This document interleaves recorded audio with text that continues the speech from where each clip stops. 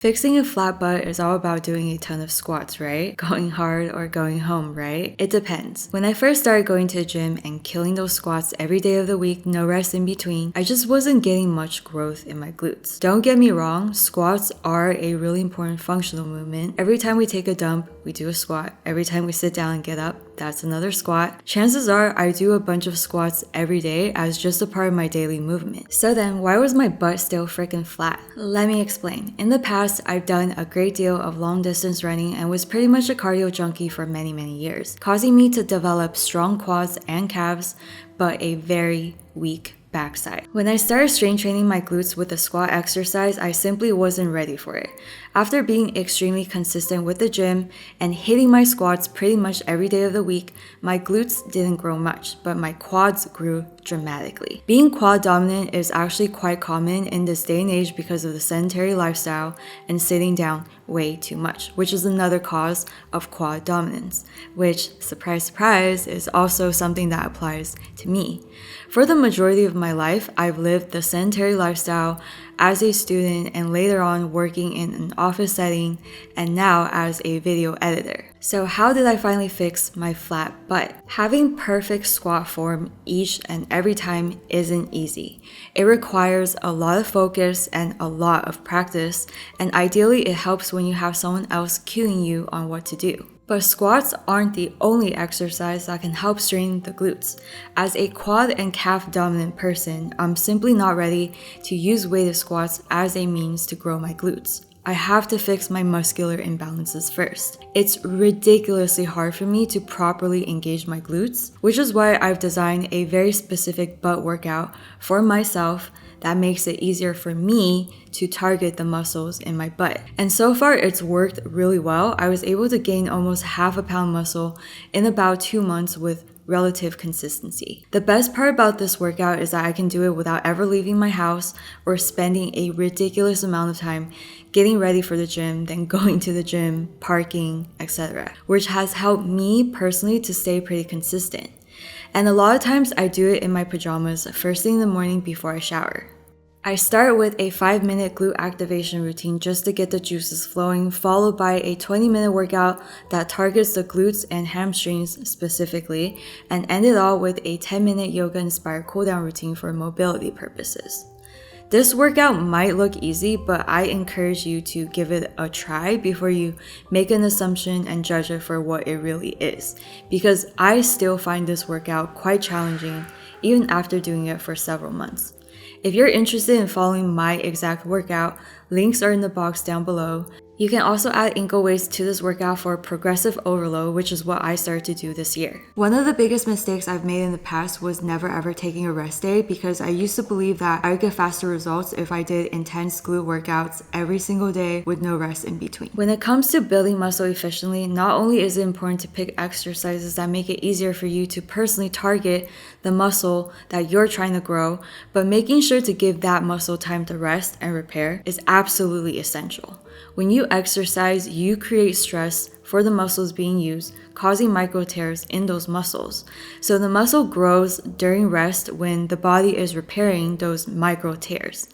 Since September of last year, I personally only train my glutes 2 to 3 times a week and never ever skip those rest days in between. More important than the workout, in my opinion, are the things and behaviors I've changed during my daily life. Like I said earlier, we do the squat movement every time we take a dump, sit down, get up, whatever, right? If you do decide to do squats for any reason, instead of focusing on hitting the reps or increasing your weight, focus first on getting the form right. And if you have a lot of muscular imbalances like I do, it might be a good idea to fix that first before hitting the gym hard with weighted squat exercises. One thing I had to work really hard to unlearn is all the wrong ways I move my body just during my daily movement that's making my posture and muscular imbalances worse.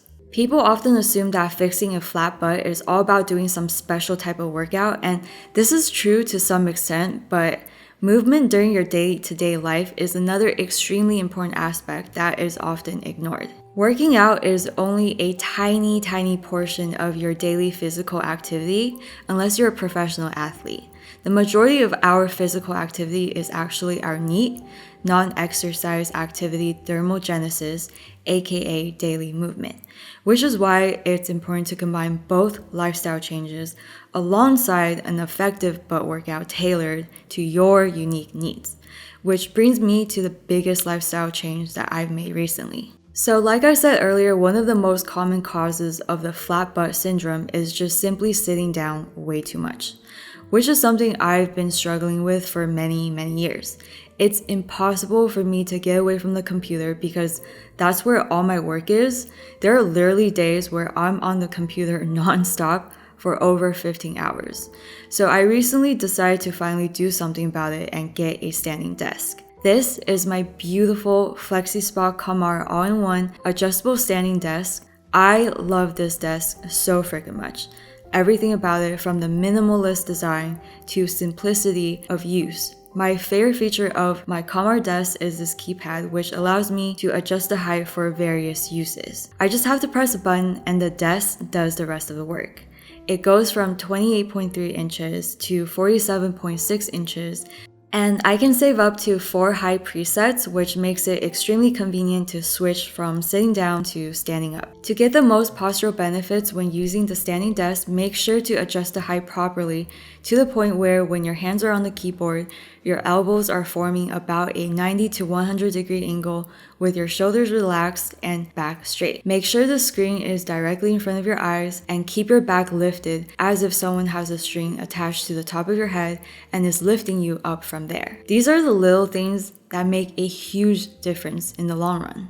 While standing, engage your glutes. I find it easier to do this by having my toes pointed slightly outwards.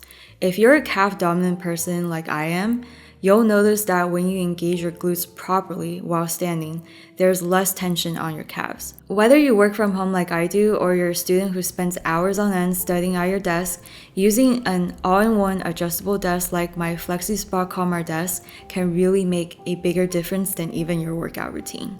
Because I can guarantee you that you spend way more time working or studying than you do working out, unless of course you're a professional athlete. I also do 2 exercises pretty often while working at my desk. The first one is a kickback. Stand with your back straight, now kick your leg back. You can do pulses for more of a burn.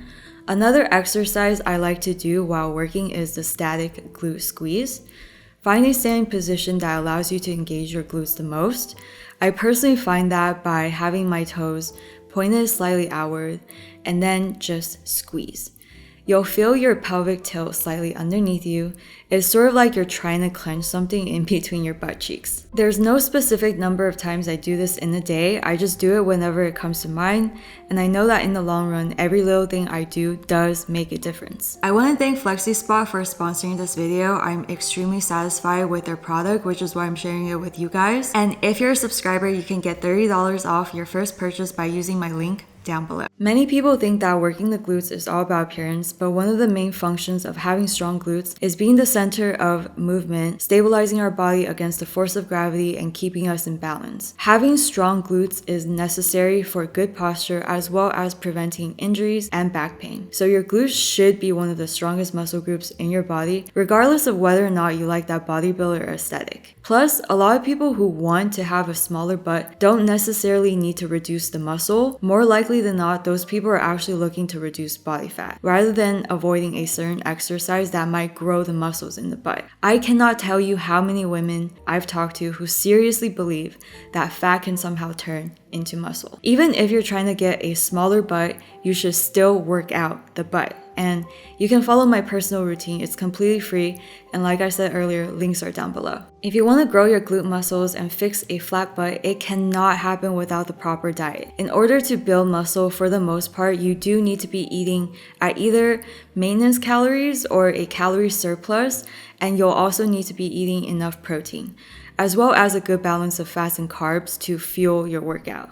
Some of my favorite high protein foods are eggs, beans, tofu, tempeh, chicken breast, seafood, all seafood. I love seafood. Nuts, this almond flour bread that I've been baking recently, topped with some peanut butter and hemp seeds. You can do your own research and figure out what are some high protein foods you personally like, or get a nutritionist to formulate a high protein meal plan that's more personalized to your unique taste preferences, health requirements, and whatnot. Last but not least, growing your glutes takes time. Changing bad posture habits takes time. So my biggest recommendation for you guys is just to be patient. I barely just started my glute journey back in September of last year, and it took me over 2 months to grow about half a pound of muscle on my butt. But the thing is, slow growth is not necessarily a bad thing. Some people who grow their glutes way too fast actually get stretch marks and stuff like that. Not that there's anything wrong with stretch marks. I'm just saying, don't think that slow growth and changing your body slowly is necessarily a bad thing. I'm still in the beginning stages of my personal glute journey, and I have years and years and years of muscular imbalances to correct. And I am planning on going back to the gym to lift, probably in the second half of this year. So I do not expect a drastic changes in my glutes until maybe the end of the year or maybe even next year. So if you're interested in following my transformation, you can subscribe to my channel and turn on notifications. I mostly post full-length workout routines. Hope you guys found this video helpful. If you guys did, be sure to give it a thumbs up. And if you've been a workout buddy with me for a while now, I love you guys so freaking much, and I will see you guys in the next one.